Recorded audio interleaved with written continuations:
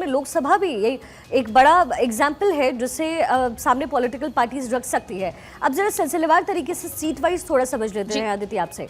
झुंझुनू में राजेंद्र बाबू और अमित ओला एक दूसरे के आमने सामने हैं, वहां पर क्या कुछ नजर आ रहा है? ये सीट कांग्रेस के पास रही और बीजेपी इस पर बहुत ज्यादा कोशिशें करती रही है हमेशा, और कोशिश कई बार रंग मिलाई। तो झुंझुनू सीट का समीकरण क्या कह रहा है? वैसे तो शिखा, अगली बार आप मुझे झुंझुनू पे बात करने का समय दे तो आधा घंटा दीजिएगा। बड़ी रोचक सीट है, बहुत जबरदस्त जातीय समीकरण है।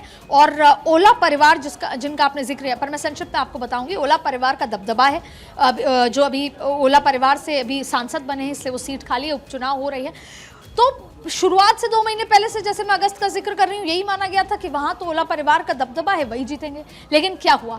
राजेंद्र गुडा जिनका आप जिक्र कर रहे हैं, जो गुर्जर साहब बीजेपी ने लड़ा है, वो बहुत ही अच्छे कैंडिडेट हैं, टक्कर देने वाले कैंडिडेट हैं। लेकिन फिर भी ओला परिवार के बेटे हैं अमित ओला, वो चुनाव लड़ रहे हैं। और शुरुआत में था कि ये तो सीट जाएगी कांग्रेस के पास, ऐसा परसेप्शन था। लेकिन अब राजेंद्र गुडा अपने आप में एक रोचक पर्सनैलिटी है। पूरे 5 साल पिछली बार वो पहले बसपा में थे, आधे जाते रहते हैं, कहाँ चुनाव कहीं से लड़ते हैं, जीत के आते हैं और फिर कहीं और चले जाते हैं जहां पर उनको सही लगता है, कई वजहों से सत्ता हो वहां चले जाते हैं। तो बसपा में थे, अशोक गहलोत के बुलाने पे वो आ गए थे। उसके बाद बहुत सारे प्रकरण हुए, नाराज हो गए थे वो अशोक गहलोत से कि उनको अच्छी मिनिस्ट्री नहीं मिली। फिलहाल राजेंद्र ओला, जो अमित ओला के सामने जो चुनाव बागी लड़ रहे हैं, इंडिपेंडेंट लड़ रहे हैं, वो हैं जिनका मैं जिक्र कर रही हूं। तो अब ऐसे में ये त्रिकोणीय मुकाबला हो चुका है और राजेंद्र गुडा, जो अपने बयानों के लिए फिलहाल बड़े फेमस हैं, पॉपुलर हैं, हमेशा से रहे हैं, अभी भी हैं, वो इस पूरे समीकरण को बिगाड़ रहे हैं। लेकिन फेवर किसको होगा? राजेंद्र गुडा जो वोट काटेंगे, एससी वोट की बात कर रही हूं या मुस्लिम वोट, वो क्योंकि वो बसपा से आते हैं, मुस्लिम वोट का उनको समर्थन मिलता है, तो वो कांग्रेस का वोट कटेगा। और माना जा रहा है कि ये स्ट्रैटेजी के तहत खड़ा किया गया है। तो जब कांग्रेस का वोट कटेगा तो जाहिर तौर पे बीजेपी का पलड़ा भारी नजर आएगा। अदरवाइज नॉर्मली इस सीट को ओला परिवार की सीट भी कहा जाता था। लेकिन इस बार नतीजे बहुत रोचक होंगे और इसीलिए मैं कह रही हूँ अगली बार नतीजों के बाद आप बात करें तो मुझे 20 मिनट का समय दीजिएगा। जी अच्छा, अगली सीट का जिक्र कर लेते हैं आदित्य। रामगढ़ पे क्या आपको समझ में आ रहा है? रामगढ़ में क्या समीकरण?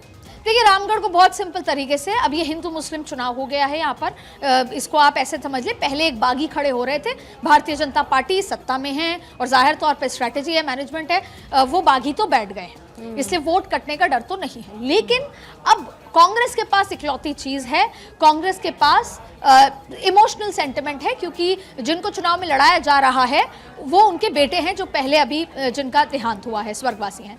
तो जाहिर तौर पे एक सेंटिमेंट है। लेकिन यहाँ पर मुस्लिम वर्सेस हिंदू की लड़ाई है।